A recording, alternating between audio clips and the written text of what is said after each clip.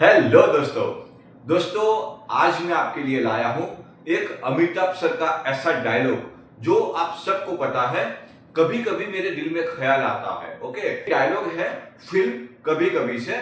तो दोस्तों ये जो डायलॉग है कभी कभी मेरे दिल में ख्याल आता है, इसको हमें सोचना है कि इसका अगर हम इंग्लिश में ट्रांसलेशन करेंगे तो हम क्या सोच कर बनाएंगे। ठीक है, देखो मैंने इसका इंग्लिश में ट्रांसलेशन किया है। Sometimes a thought comes in my heart. Okay, अब सीखते हैं इसका वर्ड बाय वर्ड ग्रामर और इसका टेंस क्या होगा उसके बारे में हम जरा ये इंफॉर्मेशन लेते हैं कि इसका वर्ड बाय वर्ड ग्रामर कैसे होगा, वो मैं आपको सिखाता हूं। तो ये जो कभी कभी है ना, तो कभी कभी का मतलब क्या होता है?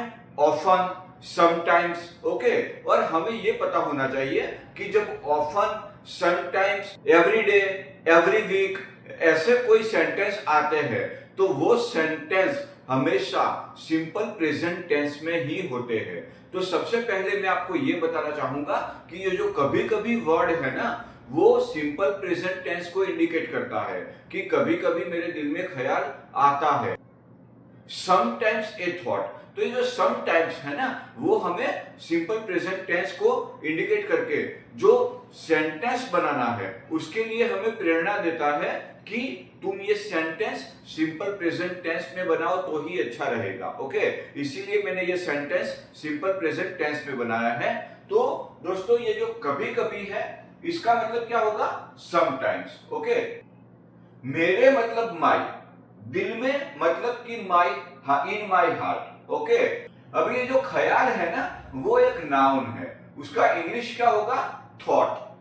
आता है। ओके, आता है मतलब क्या होगा? Comes. Okay, sometimes, every day, every Sunday, often, always.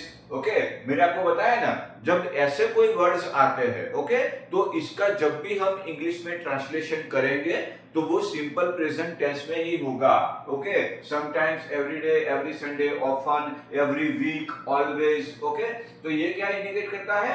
Simple present tense को। ये जो सिंपल प्रेजेंट टेंस है ना, उससे मैंने ये सेंटेंस बनाया है, sometimes a thought comes to my heart. Okay, दूसरा मैंने सेंटेंस क्या बनाया है?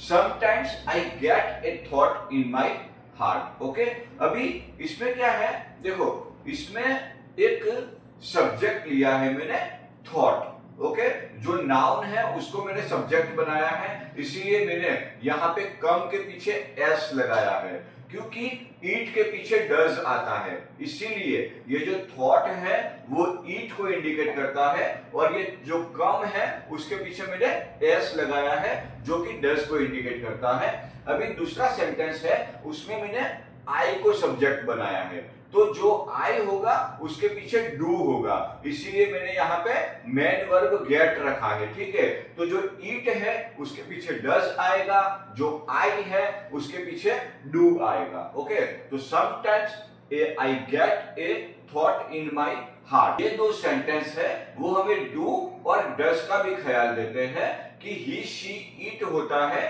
तो वर्ब के पीछे एस या तो ईएस लग जाता है, पर आई, वी, यू और दे होता है तो वहां पे हम डू लगाते हैं, यानी कि जो वर्ब है उसका मेन फॉर्म ही रहेगा। और सिंपल प्रेजेंट टेंस है ना, उसका स्ट्रक्चर मैं आपको बताना चाहता हूं।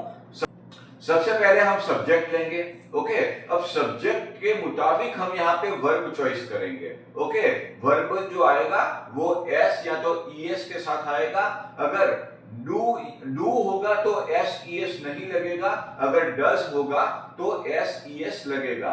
ओके, उसके बाद में लास्ट में हम ऑब्जेक्ट लगाएंगे। दोस्तों डू डज क्या होता है उसका मैं एक छोटा सा जानकारी दे देता हूं आपको, कि जब as a subject I, we, you और दे होता है तो हम इसको डू का इस्तेमाल करते हैं, वो हमें बेस वर्ब को इंडिकेट करता है। ओके, जब डू इस्तेमाल होता है तो बेस वर्ब इंडिकेट होता है, उसके पीछे एस या ईएस नहीं लगते हैं, पर जब हम as a subject he, she, it या तो किसी के नाम को इंडिकेट करते हैं तो हम डज को इंडिकेट करते हैं, मतलब कि हमें वर्ब के पीछे एस या तो ईएस लगाना पड़ता है। ओके, जैसे मैं आगे भी बता चुका हूं कि यहाँ पे जो थॉट है वो ईट को इंडिकेट करता है, इसीलिए मैंने वर्ब के पीछे एस लगाया है।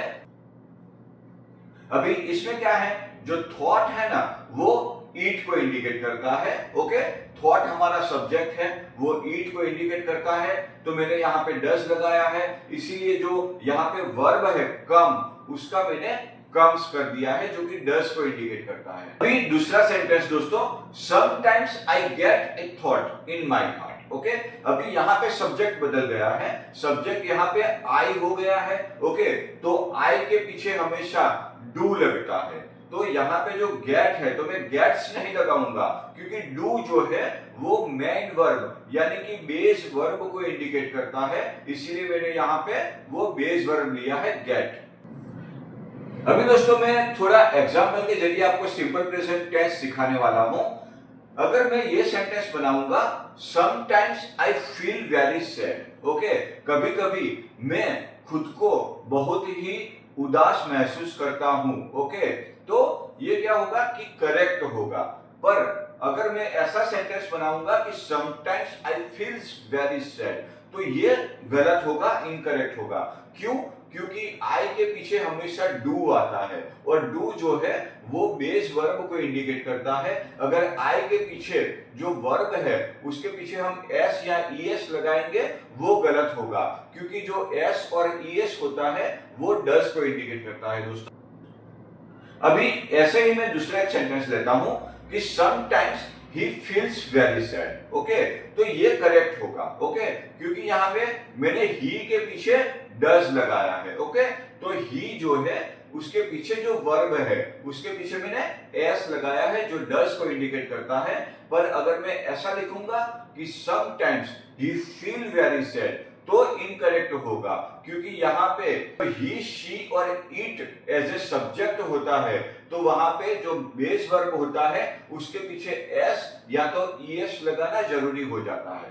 लास्ट में आपको दो सेंटेंस सिखाता हूं। Okay, we often go to the market. Okay, तो ये हमारा जो सेंटेंस है वो करेक्ट रहेगा। अगर मैं यहाँ पे वी ऑफन उसके बाद में जो वर्ब है वहां पे मैं गोज लगाता, ओके, इसके पीछे मैं ईएस लगाता, तो ये इनकरेक्ट हो जाता। पर जो वी है, वी के पीछे हमेशा डू आता है, इसीलिए मैंने यहाँ पे बेस वर्ब का प्रयोग किया है। दूसरा सेंटेंस दोस्तों, जो ही, शी है उसके पीछे हमेशा डज आता है, इसीलिए मैंने हेल्प के पीछे एस लगाया है।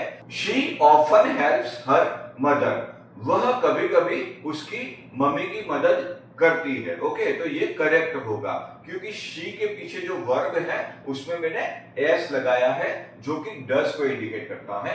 ओके, तो दोस्तों ये होते हैं सिंपल प्रेजेंट टेंस। ओके, तो जब भी सिंपल प्रेजेंट टेंस सीखना हो तो एक सेंटेंस मन में याद कर लेना कि कभी कभी मेरे दिल में ख्याल आता है। ऐसे ही मैंने एक दूसरा भी डायलॉग लिया है कि हम भी वो है जो कभी किसी के पीछे नहीं खड़े होते हैं, जहां पे खड़े हो जाते हैं वहीं से लाइन शुरू होती है। तो इस पे भी मैंने एक सिंपल प्रेजेंट टेंस का वीडियो बनाया है, जो मैं डिस्क्रिप्शन में रख रहा हूं, आप जरूर से देखिएगा। ऐसे बहुत से वीडियो मैं आपके सामने लेके आने वाला हूं दोस्तों, तो हमारे चैनल को लाइक कीजिए, सब्सक्राइब कीजिए और जुड़े रहिए हमारे चैनल के साथ। बहुत ही जल्दी मिलते हैं एक नए वीडियो के साथ।